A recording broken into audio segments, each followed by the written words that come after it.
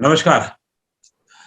2 दिन पहले world health organisation ने एक रिपोर्ट जारी की और उस रिपोर्ट के अनुसार देश में जो मानक प्रदूषण को लेकर के हैं, उसको मानकों को उन्होंने घटा दिया है और घटाने के बाद ऐसी स्थिति आ गई अगर उन मानकों को सही मतलब रखा जाए, तो पूरा देश बहुत ज़हरीला हो चुका है और बहुत बुरी स्थिति में है।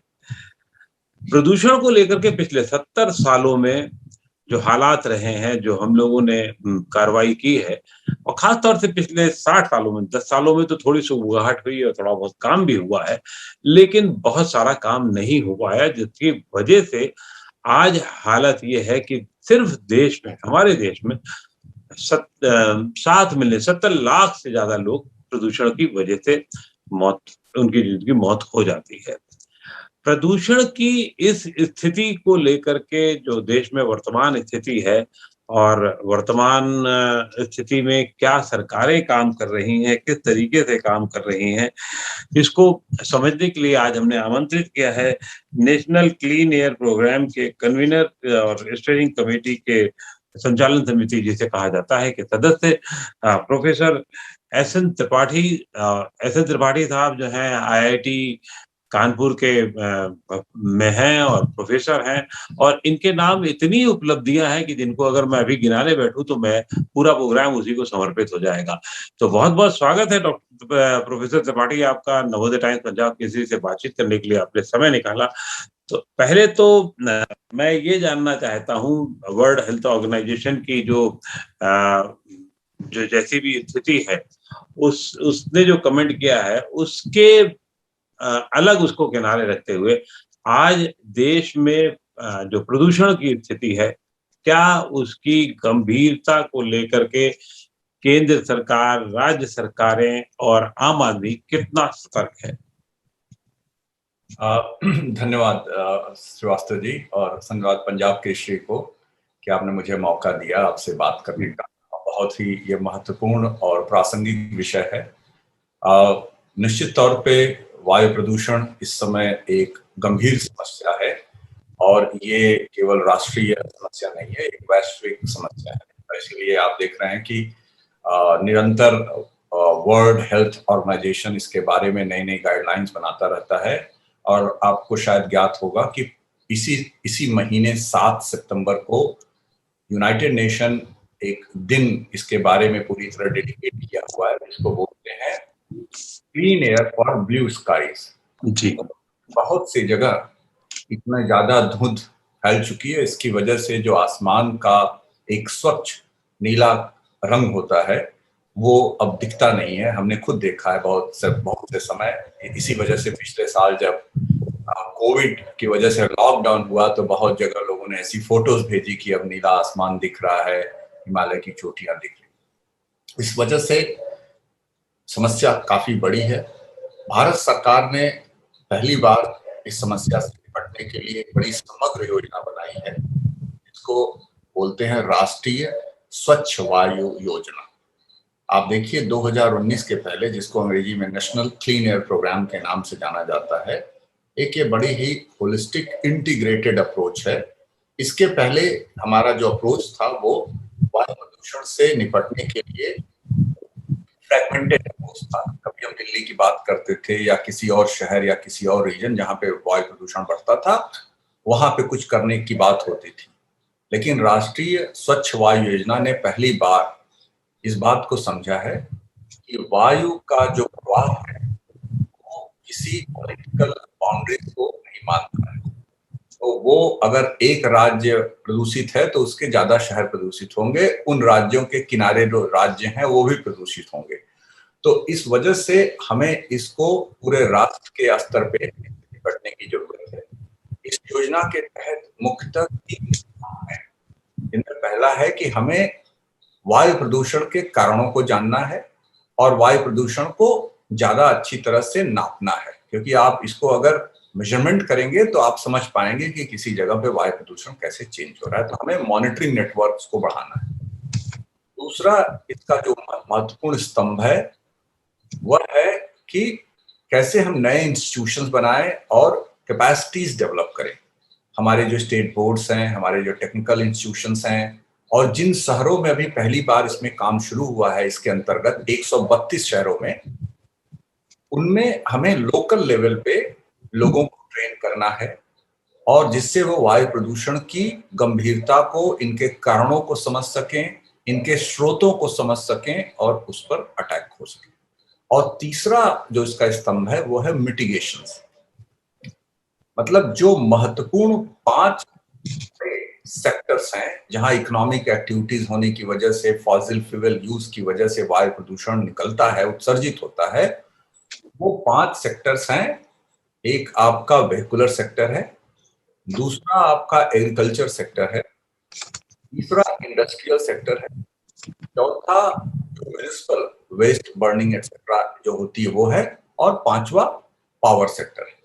इन 5 सेक्टर्स को मुख्य तौर से चिन्हित किया गया है, और इनसे एसोसिएटेड जितनी भी एक्टिविटीज हैं, जहां पर भी फॉसिल फ्यूल यूज हो रहा है या कोई ऐसा प्रोसेस है जिसकी वजह से वायु प्रदूषण अगर उत्सर्जित हो रहा है, तो उसको सोर्स पर ही कैसे हम मिटिगेट कर दें। क्योंकि जब एक बार सोर्स से निकल गया तो फिर हवा में आने के बाद आपको और तरीके अपनाने पड़ेंगे, लेकिन हवा निश्चित तौर पे प्रभावित होगी। तो ये प्रोग्राम इस समय 132 शहरों में करीब 24 राज्य और या 23 राज्य और कई यूनियन टेरिटरीज में लागू है। और इसकी तीसरी, जैसा आपसे बात हुई उस दिन, इसकी तीसरी स्टीयरिंग कमेटी अभी 2 दिन पहले ही हुई है। इस प्रोग्राम को 15th फाइनेंस कमीशन ने समृद्ध किया है, जिसमें उन्होंने सीधे इस प्रोग्राम के लिए बहुत ज्यादा पैसा दिया है, और ये पैसा सीधे शहरों को जाएगा, और शहरों को किस तरह से एक्ट करना है, और राज्य के जो प्रदूषण नियंत्रण बोर्ड है वो केंद्र सरकार और केंद्रीय प्रदूषण नियंत्रण बोर्ड के साथ मिलके काम करने का इसमें प्रयास। जी, आपने कहा कि जो 113 शहरों में ये काम किया जा रहा है, तो इसका मतलब ये हुआ कि ये मेट्रोज और टियर 1 और टियर 2 और शायद टियर 3 और टियर 4 शहरों में भी ये जाएगा, या ये क्रम चल रहा होगा। लेकिन आज की जो हालत है वो तो दिल्ली की अगर आप देखेंगे तो आप सब ऑलरेडी यहाँ का पीएम 2.5 या पीएम 10 का लेवल जो है, और आने वाले दिनों में खास तौर से जो सितंबर अक्टूबर से लेकर सिलसिला शुरू होता है फरवरी तक का, उसमें तो 20 गुना तक ज्यादा रहता है।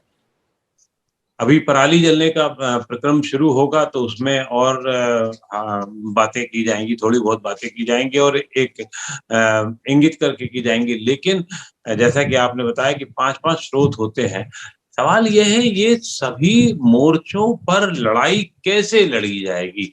क्या ये उतना आसान है? और खास तौर से वायु प्रदूषण को लेकर के, क्योंकि यहाँ तो आलम यह है कि पंजाब से लेके पश्चिम बंगाल तक जो है बहुत बुरा हाल है, और देश में 17 से 18% मौतें सिर्फ प्रदूषण की वजह से हो रही हैं। दूसरा उसका एस्पेक्ट जिस पे मैं बाद में चर्चा करूंगा, वो आर्थिक नुकसान और प्रदूषण का है। लेकिन क्या आपको लगता है कि ये सभी फ्रंट पे काम एक अभी रफ्तार पकड़ चुका है, या रफ्तार पकड़ी जानी है, या इसमें बहुत लंबा समय लगेगा रफ्तार पकड़ने में? देखिए, पहला मैं आपके पहले प्रश्न का, अंतिम प्रश्न का जवाब पहले देता हूं कि जैसा मैंने कहा कि एक समग्र योजना 2019 में शुरू हुई है, जिसको खुद प्रधानमंत्री ने इसके बारे में इसका जिक्र किया 2020 में। लास्ट में उन्होंने कहा कि पूरे भारत के स्तर पे योजना चल रही है, 132 शहरों में शुरू हुई है, और आगे और शहर भी इससे जुड़ेंगे। निश्चित तौर पे शहरों को इसके लिए पर्याप्त धन उपलब्ध किया जा चुका है, उनको इसको मॉनिटरिंग में यूज करना है, और साथ में ऐसे कई उनको इक्विपमेंट दिए जा रहे हैं जिससे वो उन सारे स्रोतों पे जहां तक संभव है शहरों के स्तर पर वो उस पे एक्ट करें, और सोर्सेस को या तो प्लग करें जिससे पोल्यूशन ना निकले, या किसी, जैसे अगर जो इंसिनरेशन होता है, जो म्युनिसिपल ये कचरा जमा होता है उसको न जलाया जाए, उसके बनिस्बत किसी और अच्छे तरीके से उसका निस्तारण किया जाए शहरों के स्तर पर। साथ ही साथ जैसा 2 ही दिन पहले जो इसकी स्टीयरिंग कमेटी की मीटिंग हुई, राज्यों को भी इस तरह के सुझाव और निर्देश दिए जा रहे हैं कि राज्य स्तर पे भी अलग एक्शन प्लान बने। तो शहरों ने अपने एक्शन प्लान बनाए हैं, लगभग 110 या 115 शहरों ने अपने एक्शन प्लान बना करके और केंद्र के स्तर पे उसका अप्रूवल हो चुका है। और जैसा मैंने कहा कि एक शहर दूसरे से कनेक्टेड है, तो राज्यों को भी अपने स्तर पर एक एक्शन प्लान बनाना है, वो प्लान भी बन रहा है। उसके लिए हमने एक सारी आईआईटीज, एनआईटीज और नेशनल लैबोरेटरीज को मिला के एक नॉलेज नेटवर्क बनाया है, जिसको सरकार ने फॉर्मली इसको रिकॉग्नाइज किया है और इसको एडवाइजरी ग्रुप का दर्जा दिया है, जिसका मैं समन्वयक भी हूं। जी। नेटवर्क ने हर एक शहर में एक ऐसे प्रमुख तकनीकी संस्थान को चिन्हित किया है जो उस शहर में उनके साथ काम करें और हर एक मुद्दों पे, इनसे संबंधित मुद्दों पे उनको जानकारी है। तो राज्य स्तर पर और शहर स्तर पे इस तरह काम हो रहा है। इसके अलावा जैसा आपने कहा कि समस्या बड़ी है और कई स्तरों पे केंद्रीय स्तर पर आपको कई सेक्टर से एमिशंस को डील करने के लिए आपको केंद्र के स्तर पर योजनाएं बनानी पड़ेगी। उससे संबंधित अगर आप देखिए कि पिछले 2-3 सालों में भारत सरकार क्लाइमेट चेंज, जलवायु परिवर्तन और वायु प्रदूषण दोनों को लेकर अति सक्रिय है। और ऐसी योजनाएं अगर आप देखिए, जैसे आप उज्ज्वला देखिए, उज्ज्वला की वजह से लगभग 13-14 करोड़ एलपीजी वितरित की गई है। अच्छा, ये अपने आप में बहुत महत्वपूर्ण है कि उज्ज्वला योजना सिर्फ राजनीतिक योजना नहीं है, बल्कि इसका वायु प्रदूषण से बहुत बड़ा लेना देना है। ये बहुत बड़ा महत्वपूर्ण बात है। अब उज्ज्वला ने आप सोचिए कि जहां घरों में एक तो वो वायु प्रदूषण और साथ में मुख्य रूप से कुकिंग करने वाले जो लोग होते थे, हमारी रूरल महिलाएं, उनको एक तो आप हेल्थ रिलेटेड डायरेक्ट बेनिफिट मिला और रूरल सेक्टर में वायु प्रदूषण पे भी इसका असर पड़ेगा। दूसरा, ई व्हीकल की तरफ हम मूव कर रहे हैं, इसमें समय लगेगा लेकिन धीरे धीरे उस डायरेक्शन में मूवमेंट किया जा रहा है। जितने ही सरकारी आपके फ्लीट्स हैं वो ई व्हीकल इलेक्ट्रिफाइड किए जा रहे हैं और कई ऐसा आपने भी सुना कि एक योजना बन रही है कि दिल्ली और जयपुर के अंदर एक रोड केवल ई व्हीकल अप्लाई करेंगे। तीसरा, अभी नेशनल बायोमास मिशन बना है, जिसमें कृषि और शहरी क्षेत्र से जितने बायोमास और कचरा जो आएंगे उनको कैसे उनको हम हार्नेस कर सकें, उनका यूज करके एनर्जी पैदा कर सकें। ये योजना अभी कुछ दिन पहले प्रधानमंत्री जी ने खुद ही इसके बारे में बोला। चौथा, आप देखिए एनसीआर दिल्ली में 3-4 बड़ी योजनाएं पिछले 2-3 साल में की गई केंद्र स्तर पर। उनमें मैं आपको बस चार्ट में बताता हूं। पहला, जितनी इंडस्ट्रीज थी वो सारी क्लीन फ्यूल की तरफ चली गई।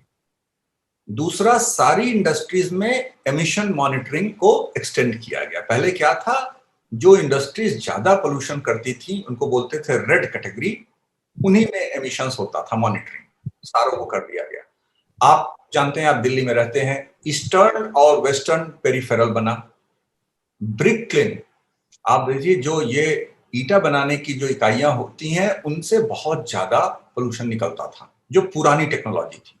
दिल्ली एनसीआर में ये को ज़िगज़ैग ऐसी टेक्नोलॉजी पे लाया गया कि एमिशंस बहुत कम। तो आप समझिए कि ऐसी कई योजनाएं जो दिल्ली एनसीआर में की गई और इसका कुछ असर दिल्ली एनसीआर के पीएम 2.5 पे पड़ा है। ऐसा इंडिपेंडेंट सीपीसीबी के मॉनिटर और दूसरे लोगों ने डेटा आईआईटी दिल्ली के प्रोफेसर से देखा है, सैटेलाइट का डेटा, कि 12 से 18% पीएम 2.5 में 2017 या 15 से लेके कमी आई है। अगर आप समग्र देखें पूरा एनुअल लेवल पे दिल्ली एनसीआर में पीएम 2.5, तो ये योजनाएं जो दिल्ली एनसीआर में की गई उनको और राज्यों को भी आगे बढ़ाना है, लागू करना है। तो केंद्र के स्तर पे योजनाएं हैं, राज्य को कुछ अपने स्तर पे काम करने हैं और शहर के स्तर पर निश्चित तौर पे लोगों को काम करना है, और हर स्तर पर ये सरकार, गैर सरकारी संस्थाएं और जनता की पूरी भागीदारी से ही ये संभव है। वायु प्रदूषण जैसी समस्याओं पे काबू नहीं कभी पाया जाता है। मैं आपको बता दूं, इसीलिए एक वर्ड है कि air quality management. Air quality को मैनेज किया जा सकता है।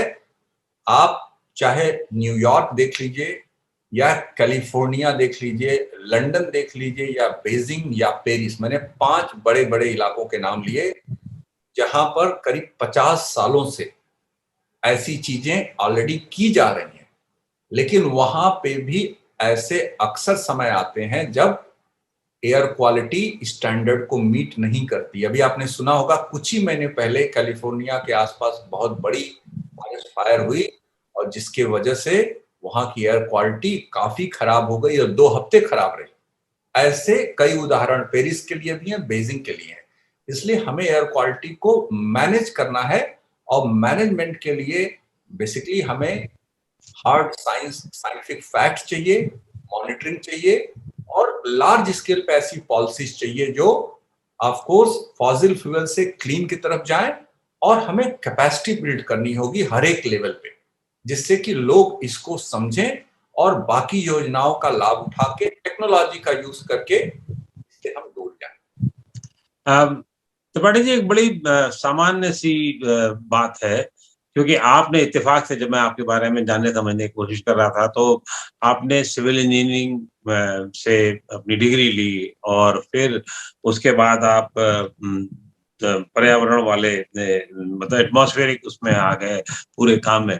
लेकिन एक बड़ा वर्ग, क्योंकि सिविल इंजीनियरिंग, रियल एस्टेट, मकानों का बनाना, फैक्ट्रीज का बनाना, ये वायु प्रदूषण के लिए बहुत जिम्मेदार एक हद तक माना जाता रहा है पूरा वो। मतलब जो रियल एस्टेट का काम है, बाकी जो काम है, तरह से निर्माण कार्य जो है वो माने जाते रहे। 60 सालों में ये सब चलता रहा। हम ये कैसे यकीन कर लें कि अगले 5-7 सालों में यही सिस्टम, यही लोग सब कुछ लागू करने लगेंगे? बहुत तरीके की मॉनिटरिंग हो रही है। आपने जैसे बताया कि बहुत स्टेट लेवल पे हो रही है, केंद्रीय स्तर पर हो रही है, मॉनिटरिंग हो रही है, पैसा जा रहा है। तो ये कैसे माना जाए, कैसे यकीन करने की बात की जाए कि इस पे काम बहुत सही दिशा में जा रहा है, और अगर आगे ऐसा चलता रहा तो हम लोग एक लक्ष्य प्राप्त कर सकते हैं?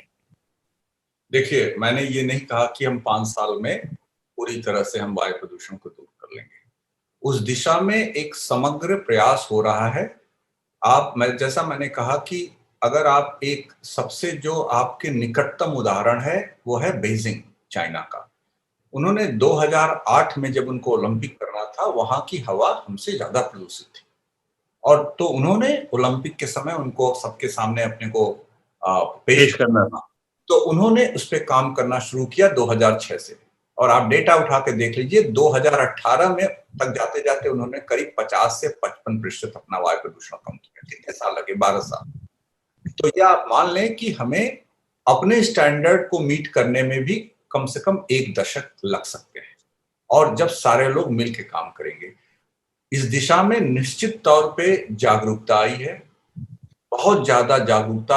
आप जैसे लोगों ने, खासकर जितनी पत्र पत्रिकाएं, मीडिया ने इसमें बहुत बड़ा रोल प्ले किया है।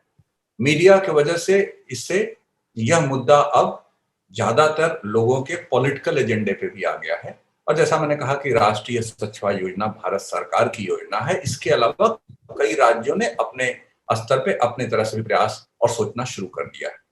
जितना ही केंद्र सरकार अपने स्तर पे जो योजना ला के इसको लागू कर रही है, लेकिन अगर राज्य और शहर, देखिए शहर बहुत महत्वपूर्ण है। आने वाले दिनों में शहर जो है वो क्लाइमेट चेंज की लड़ाई में, वायु प्रदूषण की लड़ाई में सबसे अग्रणी भूमिका निभाएंगे।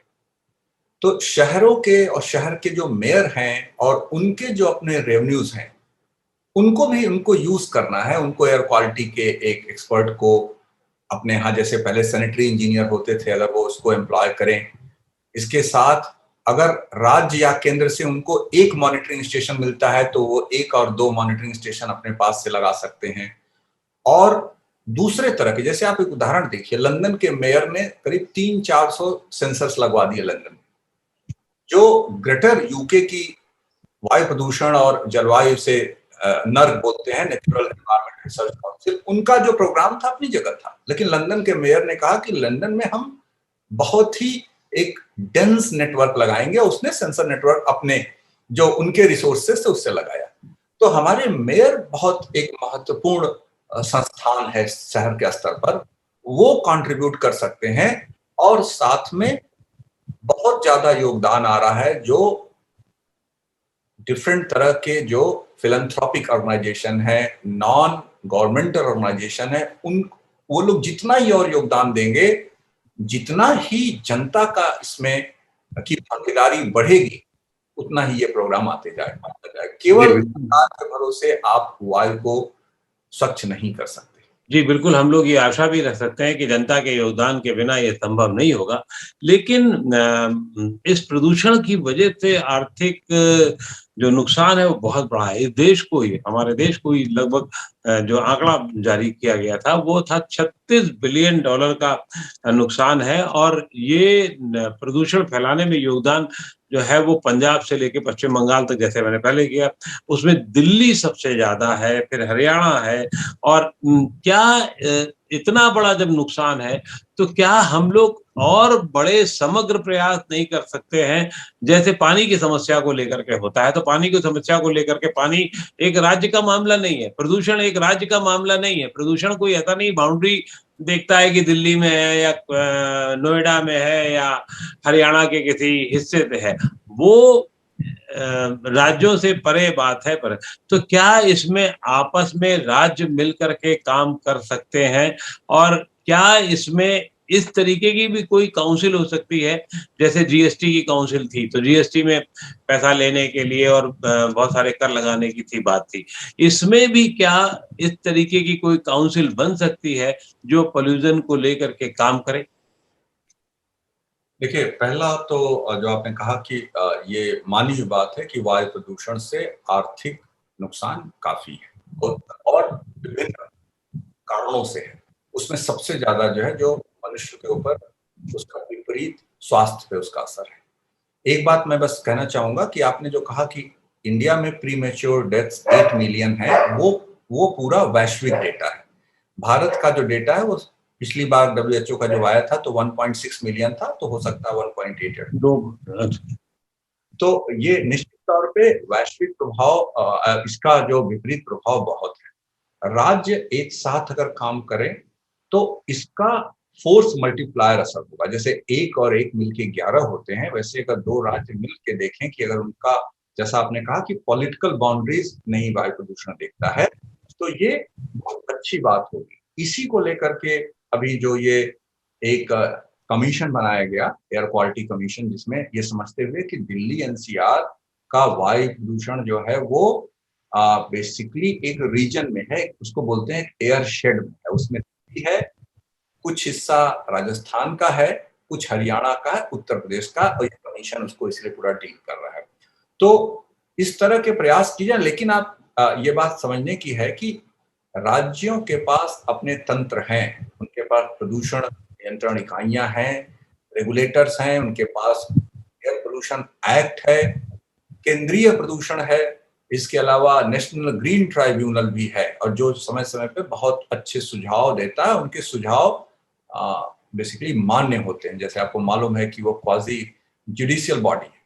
इसलिए और जितनी ही ज्यादा आप संस्थाएं बनाएंगे उतने ही ज्यादा वो बेसिकली कॉम्प्लिकेशन क्रिएट होंगे। इसलिए संस्थाएं हमारे पास हैं, हमारे पास कानून है, उनको लागू करने की प्रॉपर जरूरत है, उनको एनफोर्स करने की जरूरत है, और उनको प्रॉपर उनकी मॉनिटरिंग की जरूरत है। एक चीज और बताइए, आम आदमी इसमें कितना काम कर सकता है? जो ज्यादा जरूरी, मुझे लगता है सरकारें जो कर रही हैं, संस्थाएं जो कर रही हैं, जो फिलैंथ्रोपिस्ट ऑर्गेनाइजेशन है वो काम कर रहे हैं, लेकिन आम आदमी कितना काम कर सकता है? क्या लो कॉस्ट कोई ऐसी चीजें तैयार हो रही हैं? अभी तो घर में भी अगर आप क्लीन एयर का कुछ लगाएंगे वो भी काफी महंगा पड़ जाता है। तो आम आदमी क्या करे? आम आदमी कुछ कर सकता है या उसके लिए कुछ ऐसे संयंत्र तैयार हो रहे हैं जो बहुत आगे बढ़ कर के काम जिससे कुछ हो सके?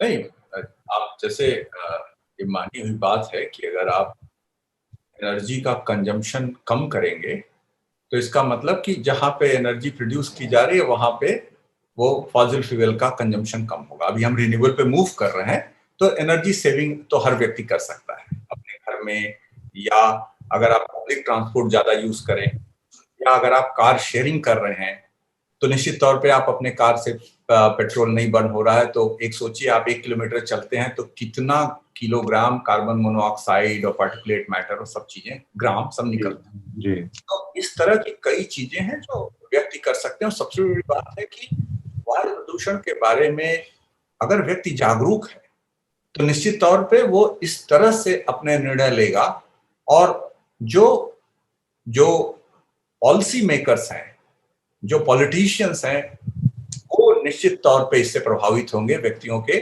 जो उनके अपने राइट्स हैं, जो वोट करते हैं, तो वो पॉलिटिकल एजेंडा पे आएगा। लेकिन ऐसी कई चीजें हैं जो लोग निश्चित तौर पे अपने व्यक्तिगत स्तर पे कर सकते हैं। जैसे एक और छोटी सी चीज है, जो बहुत दिनों से चल रहा है कि अगर आप अपने घर के जो आपके घर से कचरा निकल रहा है, अगर उसको आपने गीले और सूखे में बांट दिया, तो ये बहुत आसान कर देता है आगे पूरा कैसे उसको डिस्पोज किया जाए। ठीक है, वो कहाँ जी, जाए। अब बहुत सी जगह पे ये नहीं हो पाता है, ये छोटी सी चीज। बिल्कुल, तो अगर बिल्कुल, बिल्कुल। व्यक्ति केवल अपने घर के सामने, बड़ी छोटी सी चीज है, इसके लिए अगर आप सरकार पे ना निर्भर रहें, आप केवल ऐसे 2 बिन्स करने हैं, लोग आके आपका कचरा फिर कलेक्ट कर रहे हैं, लेकिन केवल गीला और सूखा। तो मैं जब पीएचडी कर रहा था इंग्लैंड में, और उसके बाद यूएस, फ्रांस जहाँ भी था, लोग 3 जगह वहाँ बांटते हैं। मतलब आज से 25-24 साल पहले, 23 साल पहले बिल्कुल। 3 तरह का सेग्रीगेट करते हैं। तो क्या रिसाइकिल हो जाएगा, क्या गीला है, क्या सूखा, बल्कि 4 भी हो गया है बहुत जगह, वो चल एकदम लोग फॉलो करते हैं। तो इस तरह की कई चीजें हैं जो अगर लोग करना शुरू कर दें, या जाड़ों के दिनों में आप देखें कि निश्चित तौर पे जाड़ों के दिनों में हमारे यहाँ कई बार कठोर और शीतलहरी चलती है, उसमें लोगों को गर्म रखने के लिए चीजें जलानी होती हैं। जी, इस लेकिन बिना किसी कारणवश लोग कूड़ा इकट्ठा करके शहरों में जगह-जगह जलाते हैं। तो वो सोचिए कि कितना बड़ा वो कंट्रीब्यूट करता है। उस तरह की चीज़ों बिल्कुल। को हम अवॉइड कर सकते जी, बिल्कुल सही कह रहे हैं। तो यानी कि ये कि प्रदूषण से लड़ाई को में सिर्फ़ सरकारें ही काम नहीं करेंगी, आपको काम करना होगा और ये जो बहुत महीन सी बात है, जो छोटी-सी बात लगती है, अगर आप सचमुच प्रदूषण के खिलाफ जंग लड़ना चाहते हैं, तो पहले अपने एसी का कंज़म्पशन कम कीजिए, अपनी घरवाले और घरवालों को कहिए कि थोड़ा कम एसी चलाएँ या बिजली कम जलाएँ आप उसको और जो कूड़ा सेग्रीगेट करने का जैसे काम है, वो करें और छोटे-छोटे कदम उठा सकते हैं। वाहनों का जो संयुक्त इस्तेमाल है वो कर सकते हैं, तो इससे बहुत कुछ समस्या हल हो सकती है। हल होगी, नहीं होगी लेकिन बढ़ने से बच जाएगी, जो अपने आप में आपके लिए बहुत बहुत बड़ा कंट्रीब्यूशन होगा। बहुत-बहुत आभार डॉक्टर त्रिपाठी कि आपने नवोदय टाइम्स पंजाब केसरी के लिए इतना समय दिया और बहुत गहन और गंभीर बातें बताई। बहुत-बहुत शुक्रिया सर आपका। हैं। धन्यवाद। Thank you. Thank you sir, thank you.